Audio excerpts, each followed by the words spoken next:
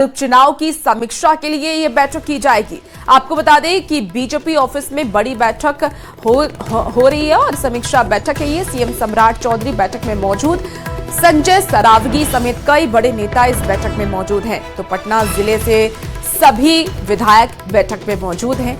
बांकीपुर उपचुनाव इस बार बीजेपी हार गई और अभेद्य किला जो बीजेपी का कहा जाता था वो इस बार बीजेपी हारी और इसीलिए समीक्षा बैठक बेहद ही जरूरी है। बांकीपुर उपचुनाव के बाद बीजेपी के देखिए ये बैठक, जहां उपचुनाव की समीक्षा करने के लिए सीएम सम्राट चौधरी बैठक में मौजूद हैं, संजय सरावगी भी इस बैठक में मौजूद हैं, कई बड़े नेता भी उनके साथ इस बैठक में मौजूद हैं। पटना जिले से सभी विधायक बैठक में मौजूद है और हमारे साथ न्यूज 18 संवाददाता शैलेंद्र इस वक्त सीधे लाइव जुड़ चुके हैं। शैलेंद्र, ये बैठक की जा रही है, समीक्षा बैठक, और जाहिर सी बात है जिस तरीके से बीजेपी 30 साल बाद इस सीट को गंवाई है, ये बैठक जरूरी भी था। फिलहाल कौन कौन से नेता इस बैठक में मौजूद हैं और कैसी तस्वीर है, कब से ये बैठक चल रही है, क्या जानकारी? बिल्कुल, देखिए भारतीय जनता पार्टी कार्यालय में इस वक्त बैठक शुरू हो चुकी है और खास तौर पर बांकीपुर विधानसभा चुनाव में जिन लोगों को लगाया गया था, चाहे वो पटना जिला के सभी विधायक हों, मंत्री रामकृपाल यादव हों, उनके अलावा अन्य जो बूथ स्तर पर जिन नेताओं की ड्यूटी लगाई गई थी, चूंकि बड़े पैमाने पर भारतीय जनता पार्टी ने बांकीपुर विधानसभा उपचुनाव के लिए तैयारी की थी और बड़ी संख्या में नेताओं की ड्यूटी वहां पर लगाई गई थी।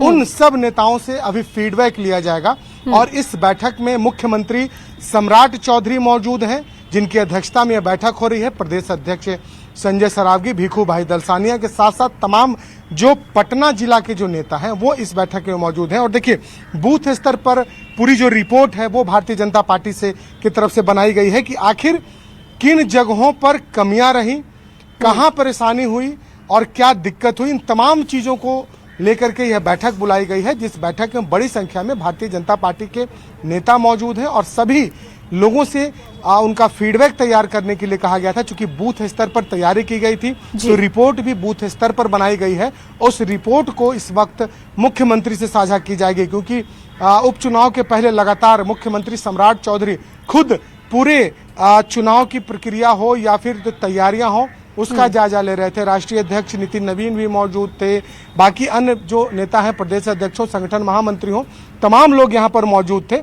और ऐसी परिस्थिति में कहा जा सकता है कि जब एक बड़ी हार हुई है तो समीक्षा की भी जरूरत है कि आखिर गलती कहां हुई, कमियां कहां रह गई, कहां पर बीजेपी के नेता नहीं पहुंचे, या फिर सबसे महत्वपूर्ण बात यह भी है कि यदि क्या किसी की गलती भी हुई है। बीजेपी की हम तस्वीर भी दिखाएंगे, देखिए एक कार्यालय की हम तस्वीर दिखा देते हैं जी कि यहाँ पर कई जो नेता और कार्यकर्ता वो इस वक्त मौजूद हैं, क्योंकि सभी लोगों को ये जानकारी मिली कि समीक्षा बैठक होनी है। तो लिहाजा जो लोग बांकीपुर विधानसभा उपचुनाव में जो लोग एक्टिव थे वो भी यहाँ पर बीजेपी कार्यालय में बड़ी संख्या में मौजूद हैं। और जो अटल सभागार है उस अटल सभागार में इस वक्त बैठक चल रही है, जिस बैठक में मुख्यमंत्री सम्राट चौधरी मौजूद हैं और बूथ वाइज पूरी जो रिपोर्ट है जो तैयार की गई है नेताओं के द्वारा, उस रिपोर्ट पर यहाँ पर गहन चिंतन और मंथन किया जा रहा है कि आखिर कमियां कहाँ रही। शैलेंद्र, कब तक ये बैठक चलेगी, इस बारे में कोई जानकारी?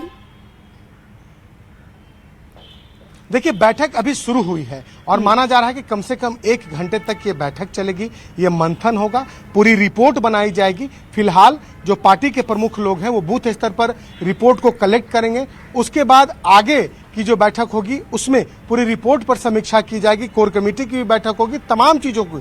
चूंकि यह जो रिपोर्ट जो बनेगा ये आला कमान तक, दिल्ली तक यह रिपोर्ट जाएगी कि आखिर कमियां कहां कहां रही, कहां पर और मजबूत करने की पार्टी को जरूरत है, कैसे और लोगों के बीच में जाया जाए, इन तमाम चीजों को यहां देखा जाएगा। और फिलहाल भारतीय जनता पार्टी कार्यालय में जो समीक्षा बैठक है बीजेपी की वो शुरू हो चुकी है और तमाम जो पटना जिले के जो बड़े चेहरे हैं और उनके अलावा जो बूथ स्तर शक्ति केंद्रों पर के जो अध्यक्ष थे जिनकी ड्यूटी लगाई गई थी, उन सभी लोगों को आज अपने पूरी रिपोर्ट के साथ यहाँ पर बुलाया गया है, ताकि एक ओवरऑल जो बांकीपुर विधानसभा में की जो रिपोर्ट है वो बनाई जा सके और उस रिपोर्ट को आगे जाकर के पार्टी के जो बड़े नेता हैं, शीर्ष नेतृत्व हैं, उन तक पहुंचाया जा सके और बताया जा सके कि कमियां कहां रह गई। तो इन तमाम चीजों को लेकर के एक अहम बैठक, और बैठक इस वक्त बीजेपी कार्यालय में जारी है। जी शैलेंद्र, क्योंकि ये अभेद्य किला बीजेपी का था, 1995 से ही यहाँ बीजेपी हमेशा से जीतती रही है, लेकिन इस बार प्रशांत किशोर ने सेंध लगा दिया। 2 साल की पार्टी है, लेकिन इन्होंने सेंध लगाया है।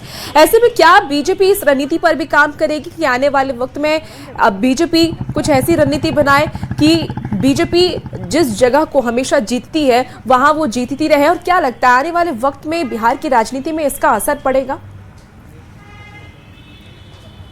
बिल्कुल, काफी महत्वपूर्ण सवाल आपका है कि क्या आने वाले समय में गलती न हो, इसको लेकर के ही ये कहीं ना कहीं ये बैठक है जी। कहाँ चूक हुई, यदि किसी नेता को जिम्मेदारी दी गई, क्या उन्होंने कोई चूक की या फिर किसी ने भीतरघात किया, इन तमाम चीजों को यहाँ पर देखा जाएगा। चूंकि भीतरघात की भी चर्चा है, जब इस तरीके की हार होती है तो सबसे जो बड़ा सवाल होता है कि किसने भीतरघात किया, क्योंकि कहीं न कहीं एक कमजोर कड़ी होता है या फिर जो नाराज होते हैं वो भीतरघात करते हैं। तो इन चीजों को भी पार्टी में देखा जा रहा है। और आगे चूंकि बांकीपुर अभेद किला रहा और बांकीपुर से हमेशा भारतीय जनता पार्टी के नेता चुनाव जीतते रहे, नितिन नवीन और उनके पिता लंबे समय तक चुनाव जीतते रहे, और कमोबेश पटना जिला पटना शहर का जो भी विधानसभा माना जाता है, उस विधानसभा के बारे में कहा जाता है कि ये बीजेपी का सीट है, बीजेपी इस पर आसानी से चुनाव जीत सकती है। लेकिन बांकीपुर जो कि बीजेपी का गढ़ रहा, बीजेपी के वोटरों का गढ़ रहा, वहां से बीजेपी चुनाव हारती है। तो समीक्षा भी जरूरी है और समीक्षा में तमाम कमियों को भी देखना होगा और तमाम कमियों को कहीं न कहीं दूर करने की कोशिश करनी होगी, क्योंकि हम कहाँ नहीं पहुंच पाए, कहाँ भीतरघात हुआ, किन नेताओं को जो जिम्मेदारी दी गई थी वो नेता अपनी जिम्मेदारी पर खरे उतरे कि नहीं उतरे, या फिर बिल्कुल शैलेंद्र, लोगों तक कनेक्ट और ये सब बीजेपी को जानना भी जरूरी है। और इसीलिए जाहिर सी बात है कि ये समीक्षा बैठक की जा रही है। सीएम सम्राट चौधरी के नेतृत्व में ये समीक्षा बैठक हो रही है। देखना होगा कि बीजेपी इस समीक्षा को किस तरीके से आने वाले वक्त में लागू करती है, क्योंकि चुनाव अभी होने हैं और ऐसे में बीजेपी अपने किले को बचा कर रखे बहुत जरूरी है। बहुत शुक्रिया शैलेंद्र हमारे साथ जुड़ने के लिए।